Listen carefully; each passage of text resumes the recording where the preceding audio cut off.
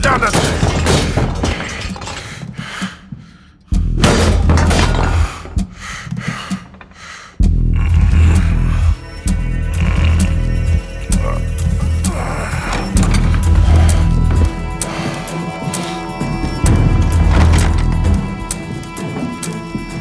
तो तुम करोगे मेरी निगरानी? अमीर अस्फहानी के हुक्म के मुताबिक, मगर हम आपको मलिकुल जिबाल के पास ले जाएंगे।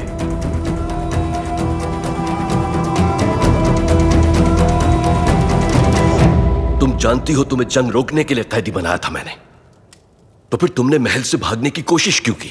तुम्हारे भाई नसरुद्दीन ने कहा कि तुम कबीले पर हमला कर दोगे। गाफिल।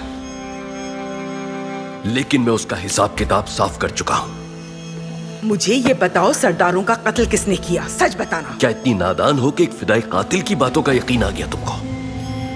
वो मुझ पर इल्जाम लगा रहा था ताकि हमारे दरमियान कशीदगी और बढ़ जाए। मेरा इरादा अस्कलान की फतह है ताकि सलीबियों और फिदाई कातिलीन का फितना जड़ से मिटा दिया जाए, और फिर हमारे और तुम्हारे दरमियान तसादुम की कोई वजह ना रहेगी। अब जंग पर जाने वाला हूं, और मैं ऐसा नहीं चाहता कि मेरे पीछे भाई भाई का खून बहाए इस्मत खातून। सो बहाली अमन के लिए तुम्हें अभी आजाद किया जाता है। तुम मुझ पर एतबार करो। लेकिन किस तरह?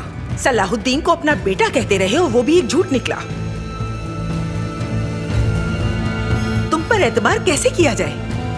हर एक कबायली सरदार तुमसे जंग करना चाहता है, और वो कारा तेगिन, उसको तो सबसे ज्यादा बेचैनी है।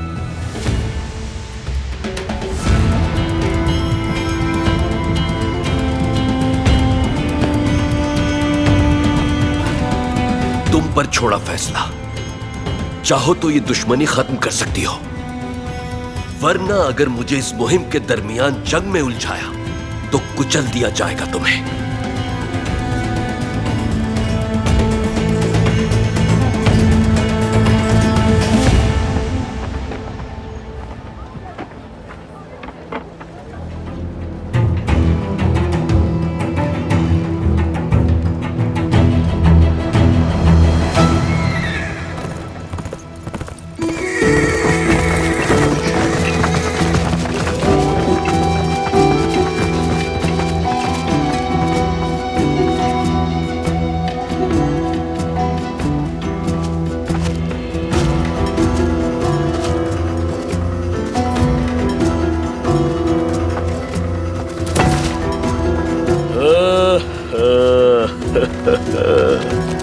भेड़िया जब कमजोर हो जाता है तो सारे भेड़िए उसके गिर्द बैठ जाते हैं। जब वो अश खा के गिरता है तो उसे फाड़ खाते हैं। हम तो नूरुद्दीन जंगी को फाड़ने निकले थे, पंजों में तुम आ गए हो। मेरे सामने तुमसे बड़ी परेशानियां हैं, रास्ते से हट जाओ मेरे। लेकिन हमारी परेशानी तो तुम्हारा बाप है। बाप के बदले अगर बेटा हाथ आ गया तो उसी से हिसाब हो जाएगा। रास्ता छोड़ दो मेरा कारा तगिन, वरना तुम पर ही सारा गुस्सा ना निकल जाए। आगे बढ़ो।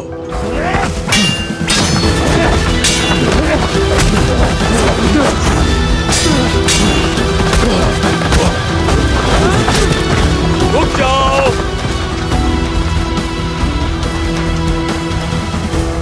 रुको, क्योंकि ये शिकार मेरा है, तुम्हारा नहीं। मेरी तलवार रोकेगी इसको।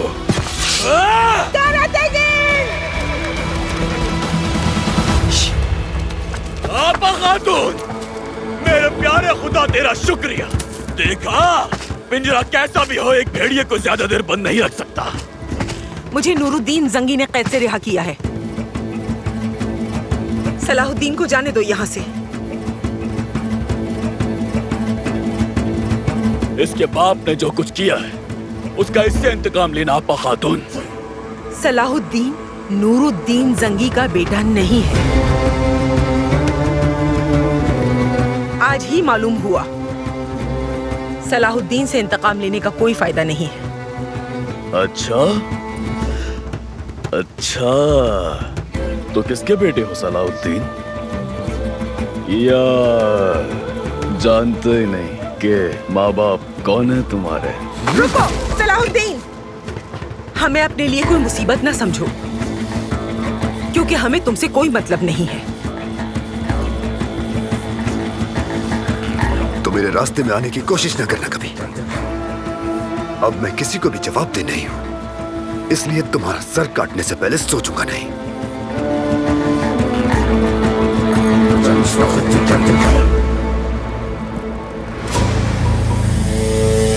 मैं आपको ये बताने आया हूं कि सलाहुद्दीन सुल्तान नूरुद्दीन का बेटा नहीं है, और ये राज सुल्तान ने सबके सामने फाश कर दिया और यूं आपके सारे मंसूबे पर पानी फिर गया।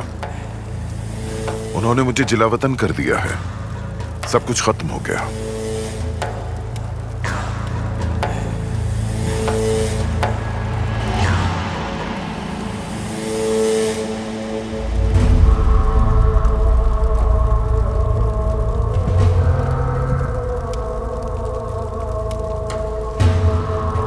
राशिदुद्दीन सिनान, अब तो आगाज का वक्त आया है।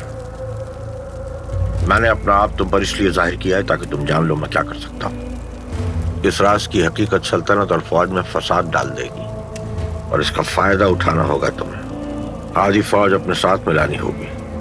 तुम बगावत करके अपनी सुल्तानी का ऐलान करोगे और अस्कलान जाओगे। अस्कलान जाऊंगा? अस्कलान तो दुश्मन मुल्क है, मगर ये कैसे होगा? वो नूरुद्दीन के दुश्मन है, मगर हमारे दोस्त हैं वो। मैं अपने दोस्तों से बात करके सब कुछ संभाल लूंगा। हम सब मिलके नूरुद्दीन को अस्कलान फतह करने से रोक लेंगे।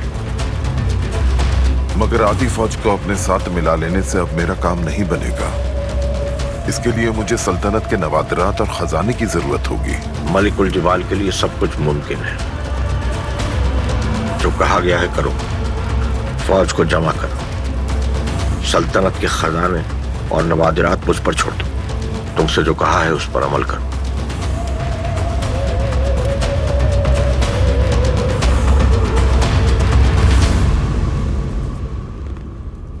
आखिर आपने वो राज मुझसे क्यों छुपाया? कोई अपनी बीवी के साथ ऐसा करता है कभी? क्यों छुपाया बताएं?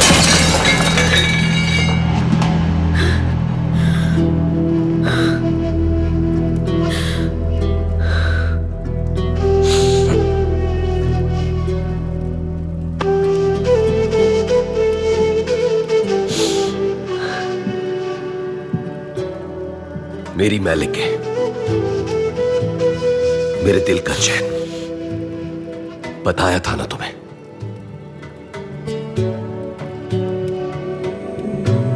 तुम एक आला खानदान से ताल्लुक रखती हो। तुम्हें तो दुनिया से ज्यादा मुझे समझना चाहिए मैलिक है, खास तौर पर इस वक्त जब मैं एक मुहिम पर रवाना होने वाला हूं। तुम्हें तो मेरा सहारा बनना चाहिए। अगर ऐसा है तो पहले क्यों नहीं बताया मुझे? मुझे क्यों दूसरों के साथ पता चला? मुझसे एक अनजान का सा सलूक क्यों किया?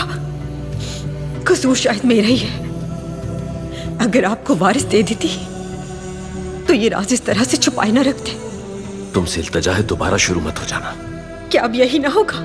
हर शख्स बोलेगा आपने सलाहुद्दीन को इसलिए गोद लिया कि मैं आपको वारिस न दे पाई। आपने इस राज में अपनी बीवी तक को शरीक ना किया, मुंह दिखाने के लायक ना छोड़ा मुझे। शर्मिंदा कर दिया आपने। तुम्हें ये क्या हो गया है आखिर? तुम मुझे इस तरह शर्मिंदा क्यों कर रही हो? मेरा दिल जो आपकी मोहब्बत और एतबार के साथ धड़कता था, उसे टुकड़े टुकड़े कर दिया है आपने।